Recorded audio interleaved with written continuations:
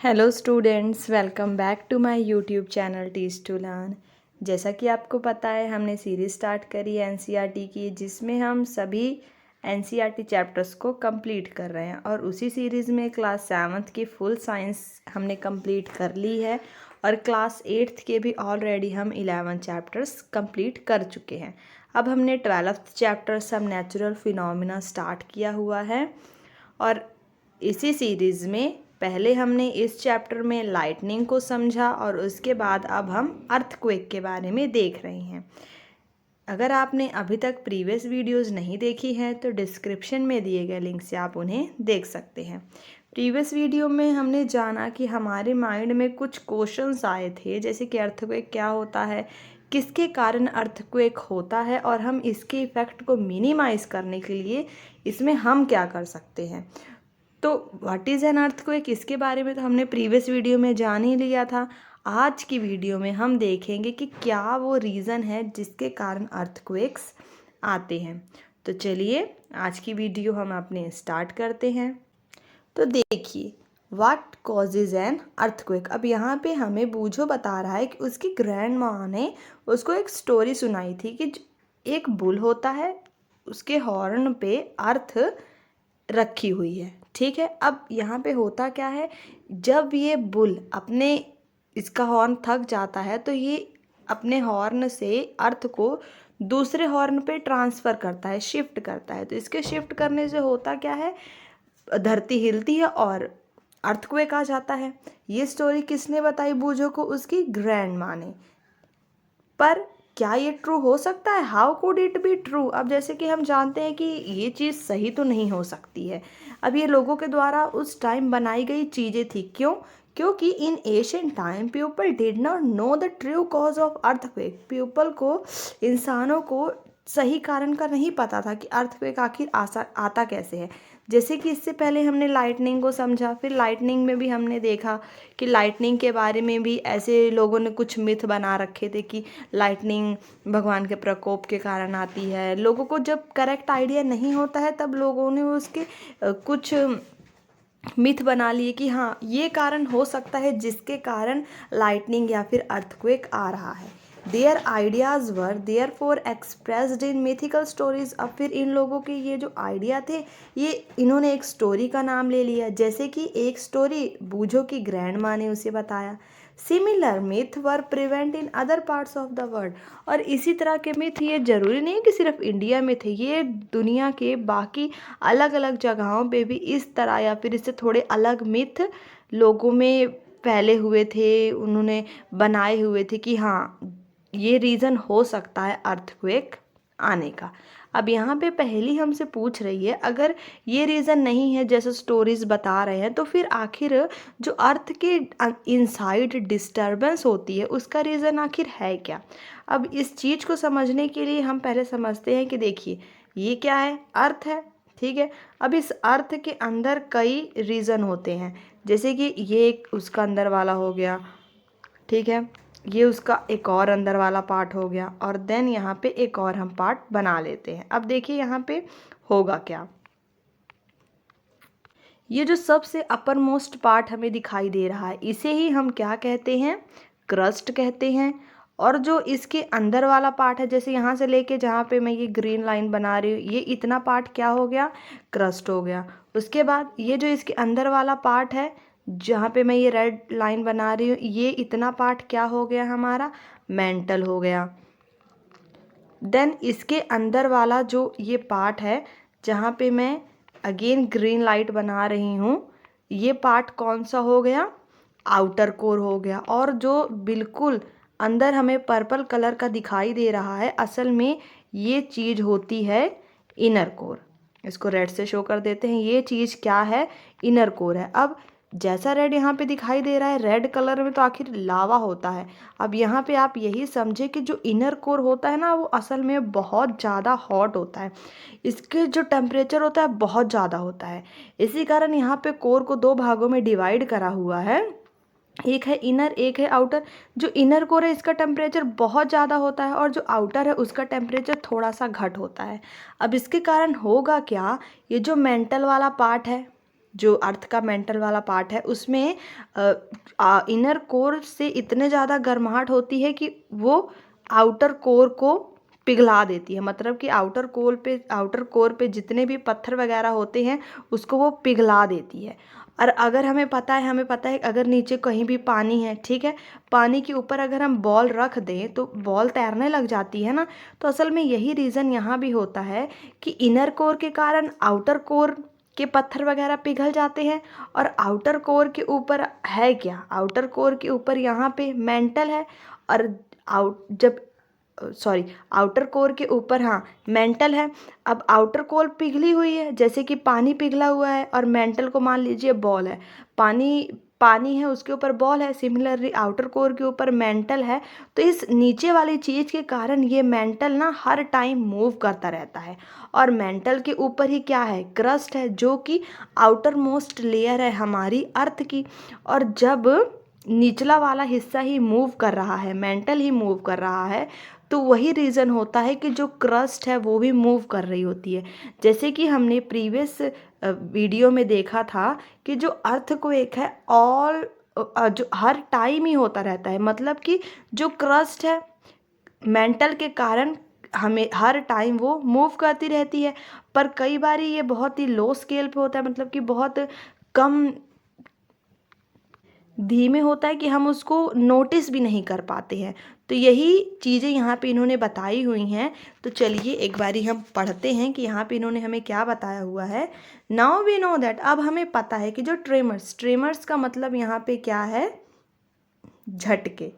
जो ये झटके आते हैं अर्थक्वेक के, ये किस लिए होते हैं, by the disturbance deep down inside the upper most layer of the अर्थ। अब देखिए ये अपर मोस्ट लेयर क्या है, क्रस्ट है। इसके जो डीप डाउन लेयर में जब डिस्टर्बेंस होती है तो वही डिस्टर्बेंस रीज़न होता है ऊपर अर्थ के जो क्रस्ट के ऊपर झटकों का। क्योंकि जैसे हमने देखा इनर कोर बहुत गर्म है, जिसके कारण आउटर कोर पूरी पिघल चुकी है, और ये पिघली है, इसी के कारण मेंटल हर टाइम मूव करता रहता है। और जब मेंटल मूव करेगा तो उससे उससे क्रस्ट भी तो मूव करेगी। और यही रीज़न है जब क्रस्ट के डीप डाउन डिस्टर्बेंस होती है तो वही रीज़न होता है अर्थ के ऊपर झटके आने का।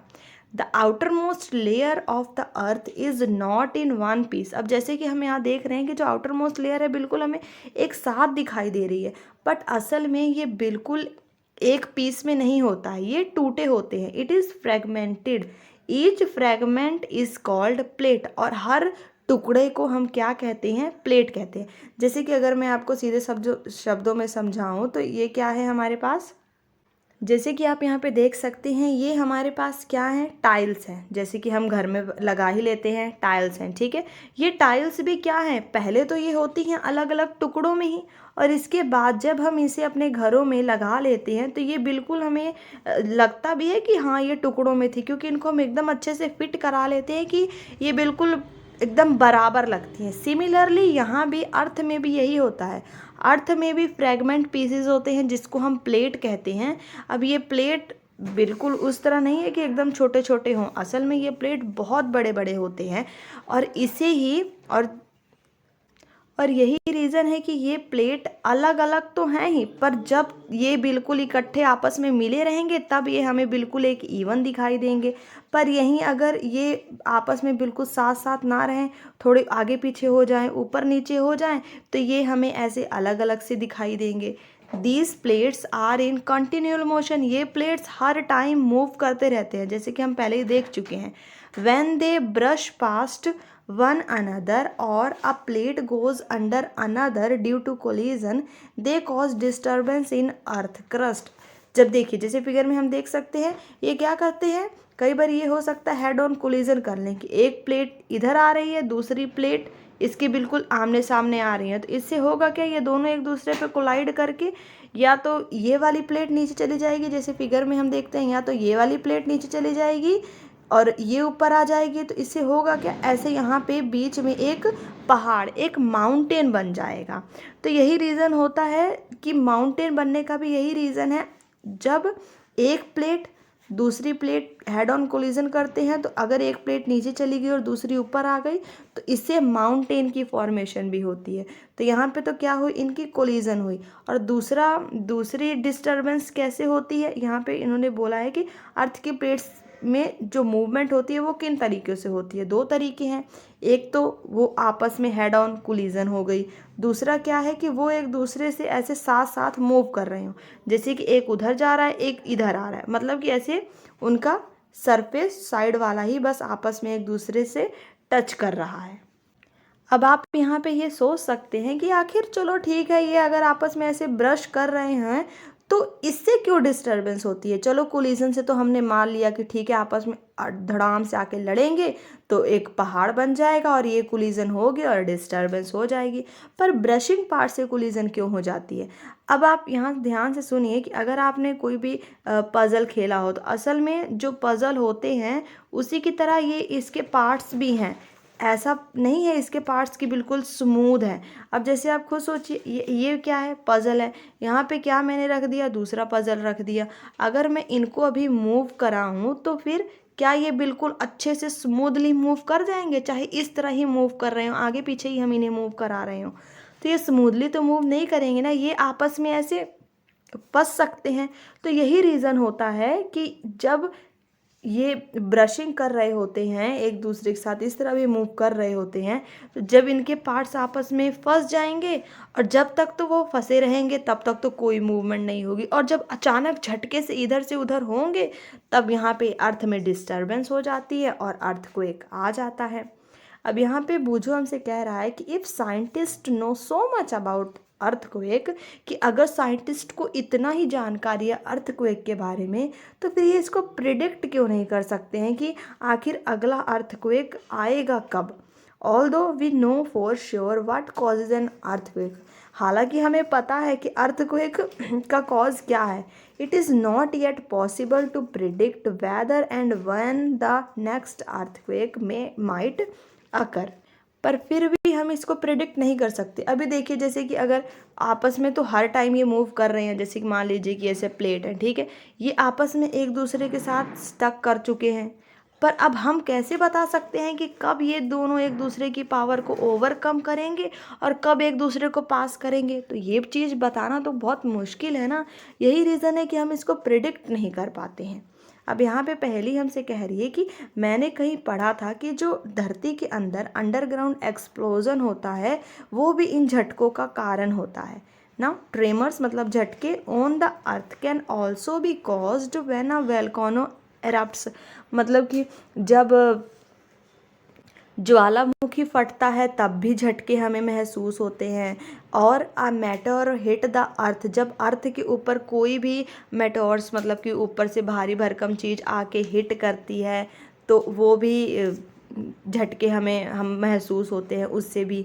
या फिर an underground nuclear explosion is carried out, या फिर कई बार न्यूक्लियर हमला होता है, मतलब कि there are so many reasons जिसके कारण हमें ट्रेमर्स महसूस हो सकते हैं। However most earthquakes are caused by the movement of earth plates, पर ज़्यादातर जो अर्थक्वेक आता है वो क्यों आता है, अर्थ के प्लेट्स के हिलने के कारण ही।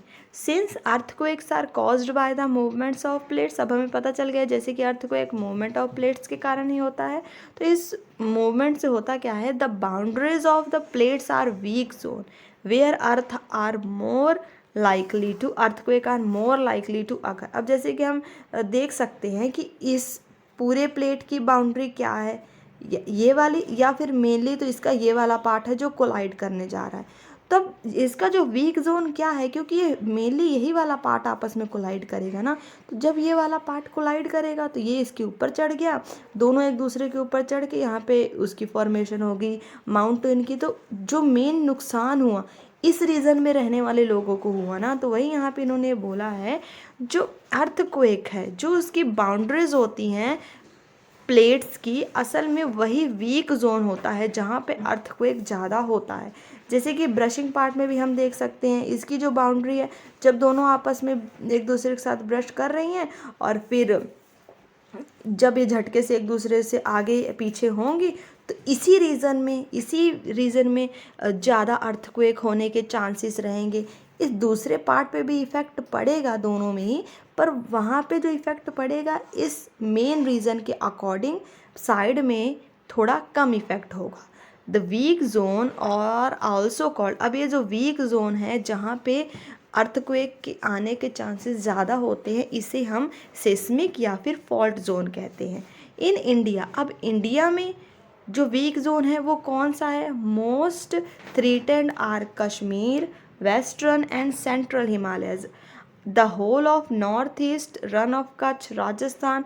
ये जो यहाँ पे इन्होंने प्लेसेस बताए हुए हैं कि जैसे कि यहाँ पे हिमालय है तो इस रीजन में ये पूरा नॉर्थ ईस्ट पार्ट हो गया, यहाँ पे जो गुजरात हो गया, राजस्थान हो गया, ये वाला पार्ट हो गया, ये वाले पार्ट्स क्या हैं? वीक जोन में है, सिस्मिक जोन में है, fault zone. Areas of south India also fall in danger zone. अब कुछ एरियाज साउथ इंडिया के भी डेंजर जोन में आते हैं।